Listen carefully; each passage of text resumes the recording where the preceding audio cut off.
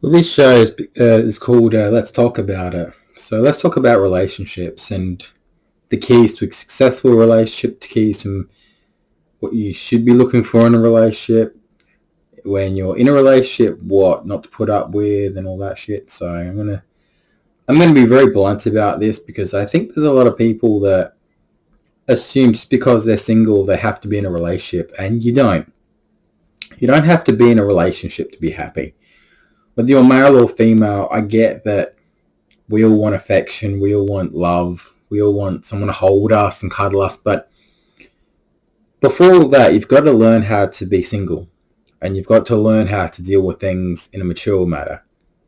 You know, a breakup isn't the end of the world. And if you are a very responsible person and you're very mature, then if someone doesn't want to be with you, don't worry about it. You deserve to find someone better. You deserve to find someone that's more your type, and someone that's not going to use you for a place to live, or someone that's going to use you for money, or someone that can get your drugs or get your marijuana or get your smokes or anything like that. I think people seem to forget that it's not the end of the world being single. It's not the end of the world not having someone. And to be honest, single is not a bad thing. When you're single, you get the freedom to talk to whoever you want, wear whatever you want, go out whenever you want, and you don't have someone bringing you down like, oh, I don't think you should be talking to that girl. I don't want you talking to that guy. I don't want you staying up late. And it can really be a mood kill because you can't do the things you enjoy. You can't do the things that make you happy. You want to leave the house and be like, oh, and trust your partner. But when you can't even trust the person you're with, go with your gut instinct. If you think that they're doing stuff behind your back or being unfaithful or doing things that you wouldn't approve, then just don't be with the person. And before you get into a relationship with anybody, you've got to, if you do find someone, first up, you've got to be like, look, what do you want for your future? Do you want kids? Do you want marriage? So, for example, if a guy sees this beautiful girl and he's really wants to be with her, if that girl wants kids and marriage and all that, and the guy doesn't, you can't be selfish. You can't be expecting it to work when the girl wants kids, the girl wants marriage, and you don't want that. It ain't going to work. Both male and females have got to want both the same thing. So if one party doesn't want kids, then it ain't going to work. If one party doesn't want marriage, it's not going to work. So you've got to find someone that is more like you. So for example, I don't do drugs. I don't smoke. I have a license, and I would want someone like that. I would want someone that works and has an income. Because I'm not going to be with someone that's worse than me. I'm not going to be with someone that smokes marijuana or does drugs or anything like that, because that's not the person I want to be with. I don't like the smell of cigarettes. I don't like the smell of marijuana. So I'm going to be with someone like that. I'm not going to be with someone that all they want to do is take strong painkillers every day and say they can't work. That's not going to put money on the table. My partner's got to work, and she's got to be able to drive and not complain about this, complain about that. I'm not going to be in a relationship where someone's always complaining about their health. Complaining that just because their back's sore and they can't do this and they can't do that. I think that's an excuse. I think if you can lie back in your bed and put your legs up in the air for a guy, I'm sure you can do a job. I'm sure you can have a job. Excuses. There's disability people out there. They don't let their disability stop them from working. When you've got arms and got legs, you can do anything. If you can't move around, okay, have a phone job. Have a job from home. There's other options for you out there. Don't just sit on your ass and play Sims all day or bloody. I think it's an excuse people make. And it's these druggies that, and I'll talk about this in another vid, but it's the stoners that just don't want to do anything. They think life's about, drinking and doing drugs and getting stoned, and that's how they live their lives. They don't want to improve their lives. I was in the best relationship of my life of 6 years. And the advice that I'd give people is the little things that help relationships going is always show that you're appreciative of your partner. Always tell your partner how much they mean to you, how beautiful they are. Don't forget to do the little things like, pull the chair out, open the door, cook them dinner, lunch, take them to a movie. You know what I mean? But always be respectful. It's like, say if you're a guy and you're with your partner and you see another hot chick walking past, don't look. Don't be like, oh yeah, because that makes your partner feel insecure. Makes your partner feel bad. At the end of the day, when you're in a relationship and you love someone, you know what your partner likes and what they don't like. So try to focus on the things they don't like and don't let it happen. For me, example, I always hated one of my partners smoking. I fucking hated it. It's like, you don't need to smoke to have a good time. You don't need to do drugs and stuff. I mean, that's ridiculous. Especially when sometimes I'd lend the person my car and it would be like, you've got alcohol in your system. You've got, marijuana in your system. That's not cool. Cops pull you over. I'm the one that gets in trouble. You know what I mean? I've stayed single for a while. Don't get me wrong. I've hooked up with a lot of women since. And the one thing that I've noticed is I found myself. I found that I'm a beautiful person. I found that I'm entertaining. I have a job. I have 2 jobs actually. And I'm a house owner and I'm doing quite well for myself. Obviously, financially, I wish I was a little bit better. And my health is deteriorated. But, at the end of the day, I know I'm good enough. It's people that have to come up to my level. For example, my longest relationship, I didn't even think that would last. Even a couple of months because, at first she wasn't my type and, I was into skinnier girls and stuff. And it was a struggle because I knew that I was up against a family that didn't like me and I had to prove myself, and I shouldn't have to prove myself to a family or friends. And you shouldn't have to prove yourself to anyone. If the person loves you for you and wants to be with you, that's all that matters. It shouldn't matter what their friends think or what their parents think or family think, because they're not dating you. You're dating one person. A relationship's about 2 people trying to make it work. When girls get involved and they say to their female friends, oh, my boyfriend's this, he's no good. No, it's like, that's not going to work. I know some people just get into relationships because they're homeless. I know some people that just don't want to be alone, so they'll just accept anyone. And that's not how relationships are supposed to be. So here's my advice. Before you get into a relationship, be happy with yourself. Be grateful for everything you've got. Picture yourself. What's it like being single? What's it like being happy? Think about the changes that it comes into it afterwards. You think, I come home from work at nights and I'm like, fuck man, I would love to have a partner. I'd love to have a partner that, gives me a hug, kiss goodnight, cuddles. The one thing that surprises me is once a woman gets tired of you, she goes on to the next person. And she'll always tell that next person how bad of a guy you are. You're an abuser. You're everything bad to make you look bad so others can't date you. You hear that common story from a woman every time. Oh, my ex cheated on me. My ex bashed me and all that. And it's not even true.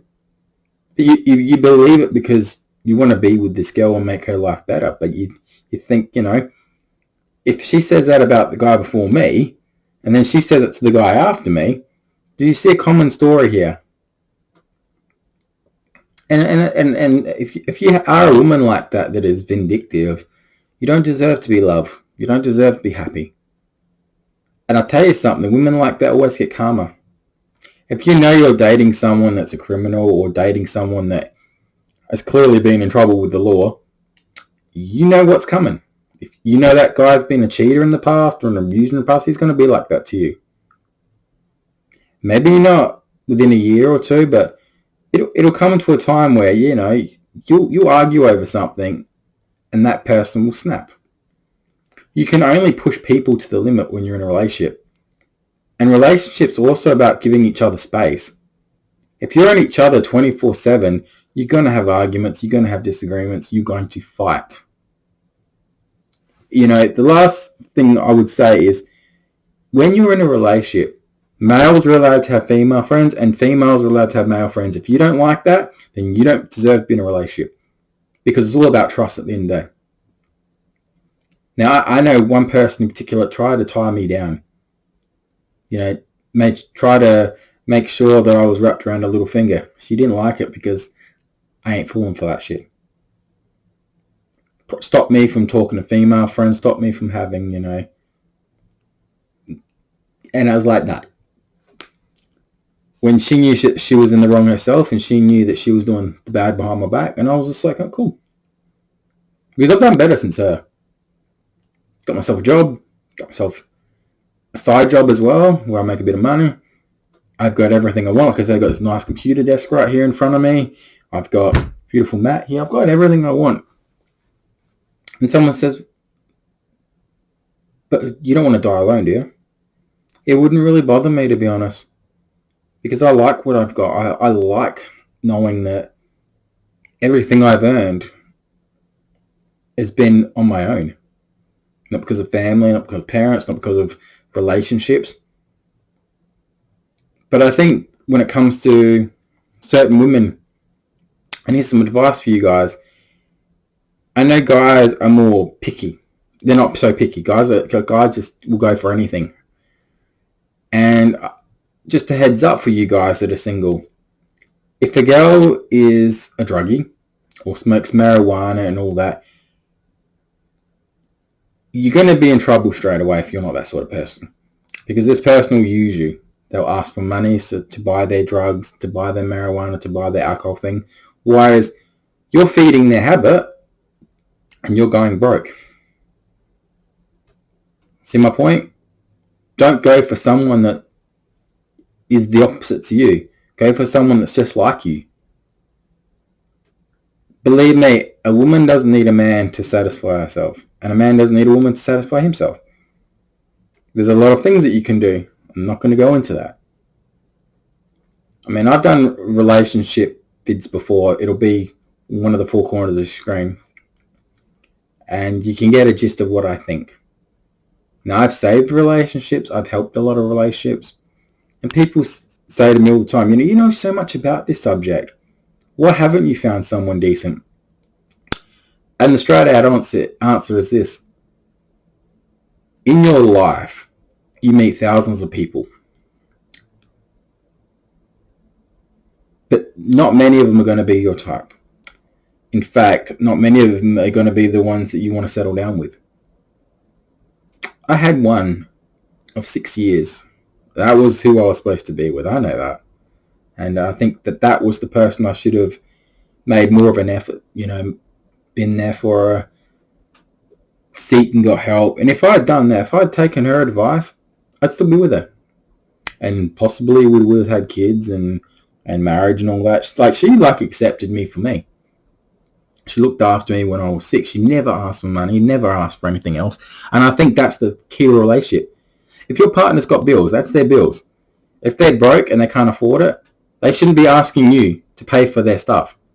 It's if I'm dating someone that, it doesn't work and she hasn't got money for her marijuana or her fucking drugs or, alcohol, that's her problem.